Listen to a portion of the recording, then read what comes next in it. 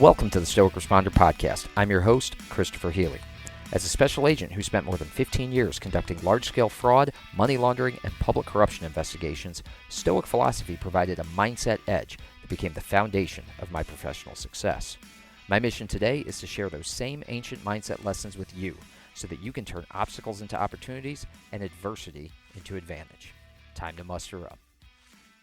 Hey everybody, welcome back to the Stoic Responder Podcast. This is episode 71, The More We Train. Folks, if you are listening to this, I want you to take a second and go check out my favorite 501c3 that supports the law enforcement community, and that is, of course, the Overwatch Collective. The Overwatch Collective is a nonprofit and podcast funding therapy sessions and supporting mental health initiatives for our first responders, our veterans, and their families. Motto over there is one more is one less, and I take that to heart because one more individual we can provide services to is one less potential statistic. You can check them out, the overwatchcollective.com. You can pick up one of these really cool sweatshirts like the one I'm wearing right now that says one more is one less on the left sleeve and has that sweet little Overwatch Collective logo on the pocket there. You can pick up a sweatshirt. You can pick up some t-shirts. You can pick up some, they've got coffee cups. They've got gear. They've got all sorts of good stuff. Speaking of coffee cups, before we move on, I want to give a shout out to Blue Badge Coffee Company, whose mission is to provide customers with the absolute best, highest quality premium coffee that their money can buy. Blue Badge takes a portion of each sale and donates it to law enforcement agencies around our great nation to assist them in funding or maintaining peer support and wellness programs for their officers. These programs are crucial for the physical and mental well-being of hardworking officers in our law enforcement agencies and across our country. You can check them out at bluebadgecoffee.com. So do me a favor, go over to the overwatchcollective.com, get yourself an Overwatch Collective like Yeti coffee cup, and then go over to Blue Badge Coffee Company or bluebadgecoffee.com. Order yourself some day shift, some night shift, some swing shift coffee. Get yourself a comfy sweatshirt. Really just outfit yourself with these organizations that are supporting our law enforcement agencies, that are supporting efforts around the country to provide therapeutic services and wellness programs to our law enforcement officers. Guys, it is a tough job out there. It is a tough environment to be working in. And when we have people like the Overwatch Collective, Blue Badge Coffee out there supporting our law enforcement officers, I always want to give them a shout out. And if you've got a company, if you've got a organization, if you've got a 501c3 that is supporting the law enforcement community, shoot me a message, DM me on Instagram, shoot me an email, figure out a way to get in touch with me because I would love to support your organization by giving them a shout out as well. All right, getting on with the show, folks. As I said, the name of this episode is The More We Train. Let me start you out with a quote from Epictetus today. That's why the philosophers warn us not to be satisfied with mere learning, but to add practice and then training. For as time passes, we forget what we learned and end up doing the opposite and hold opinions the opposite of what we should. Again, that's from Epictetus. Now, immediately what goes to mind here is, this idea of acta non verba, right? That's Latin for action, not words. Acta non verba. That might be a tattoo I get someday, but acta non verba is essentially saying like anybody can talk, and philosophy is talk. It's knowledge, right? We speak about how things might be. We've all taken Philosophy 101. We've all sat there and listened to the discussion of Plato's cave and these scholastic and didactic and, kind of just academic discussions about what the world should be, it could be, et cetera, et cetera. Putting it in practice is a whole different thing. And that is where Stoicism differs from other schools of philosophy. It is intended to be a lived philosophy, not a discussed philosophy, but a lived philosophy, a set of rules to help us live better, to help us recognize what we control and focus on those things so we can squeeze every drop out of this life so that we can have a better mindset, right? The attitude that we should just talk about these things is where we get in trouble as philosophers. And that's what Epictetus is saying. He's saying the philosophers warn us not to be satisfied with the mere learning, but actually to practice it, actually train. And as time passes, if we don't, we forget what we learned. We end up doing the opposite. We end up holding opinions that are the opposite of what we should because we're not actually putting our words into action. We're all verba, non-acta, as opposed to the opposite. Now, this reminds me of a great quote, and this this kind of has, I'll get into the philosophical underpinnings of this. And I'm going to try my best to say the philosopher's name when I get to it. It's in my notes here. But anyway, there's a philosophy out there about that's very similar to what Epictetus is talking about, that a lot of modern day warriors, police officers, and athletes talk about and apply. And it's this idea that kind of originates, at least in a modern sense, because as I said, we're going to get to the philosophical underpinnings of it, but it originates in a modern sense with Dick Marcinko. Marcinko, I think it's Marcinko, actually. Dick Marcinko, who's the founder and the first commanding officer of what we know of as SEAL Team 6, that elite counterterrorism unit that's otherwise known as United States Naval Special Warfare Development Group, or DevGRU, but what is kind of colloquially known as SEAL Team 6. Anyway, in 1980, Marcinko, he hand selects an elite group of Navy SEALs, people who are in the other teams, and he also grabs special operations personnel from other, I don't know about other branches, but from other 8 areas of the Navy. And he institutes this intensive 6-month-long training regimen to bring the unit online as this specialized elite group within this elite group of warriors.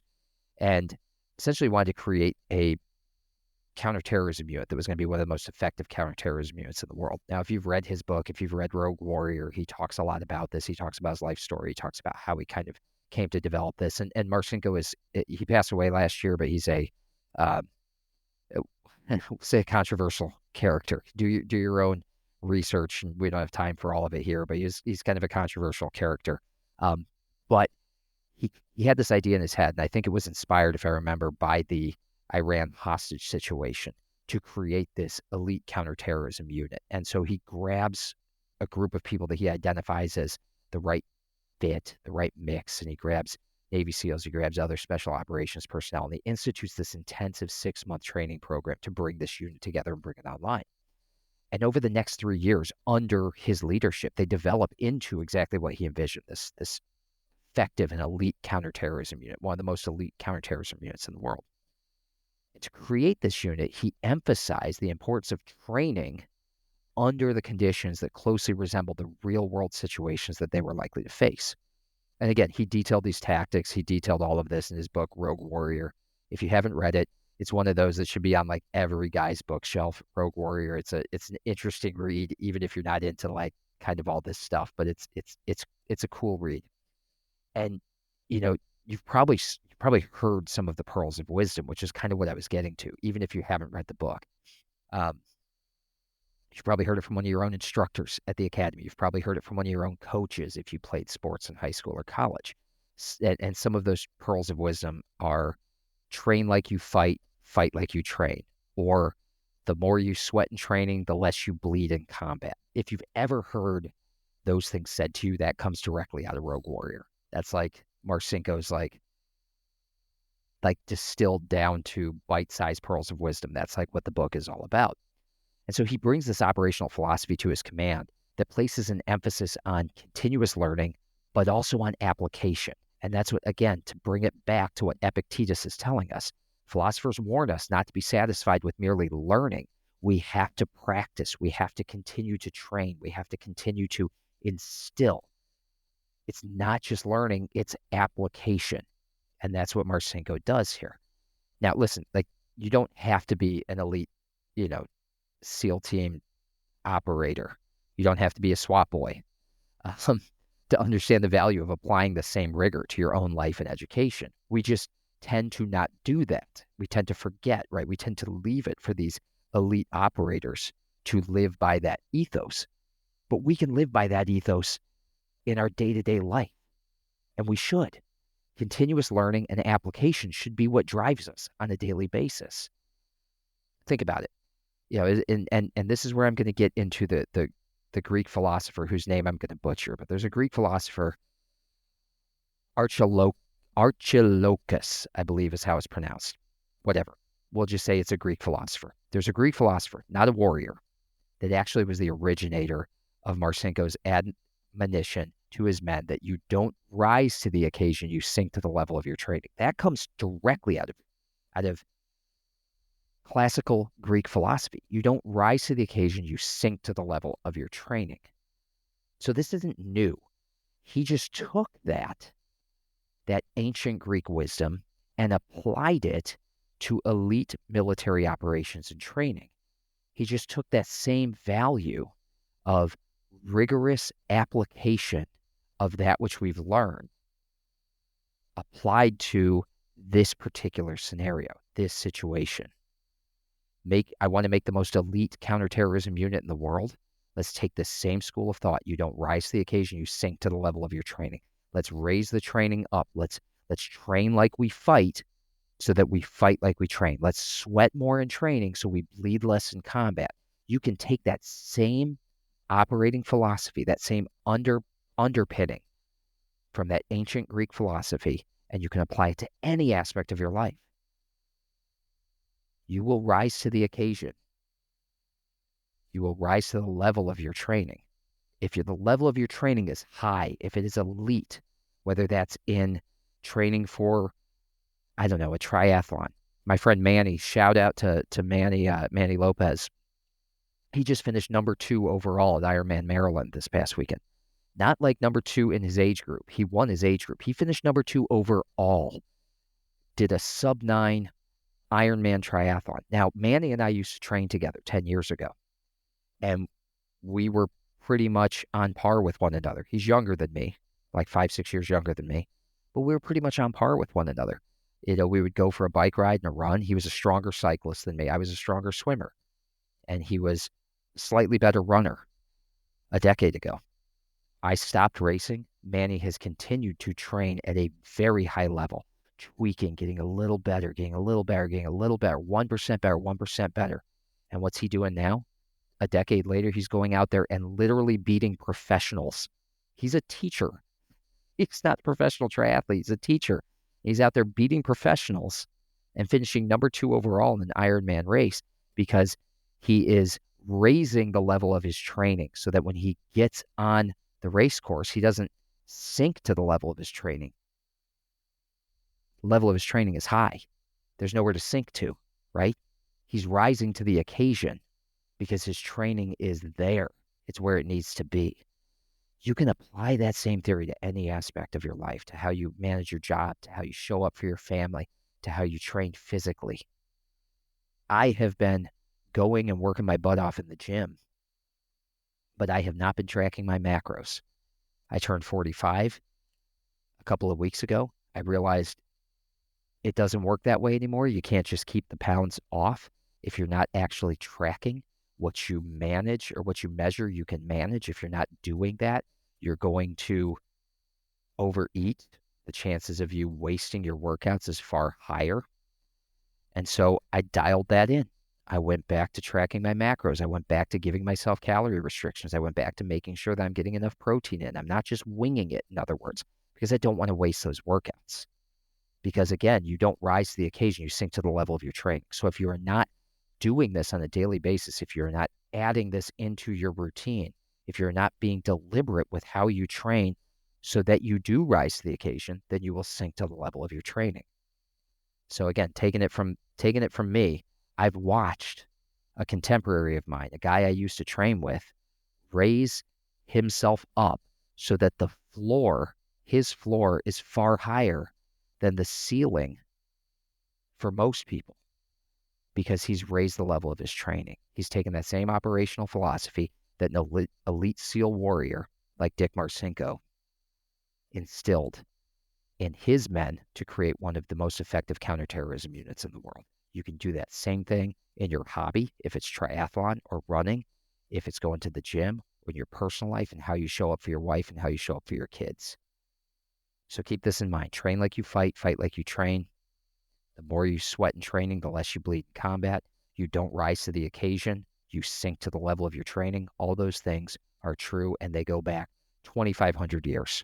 You don't need a Navy SEAL to tell you that those things are true. They've been true for 2.5 millennia.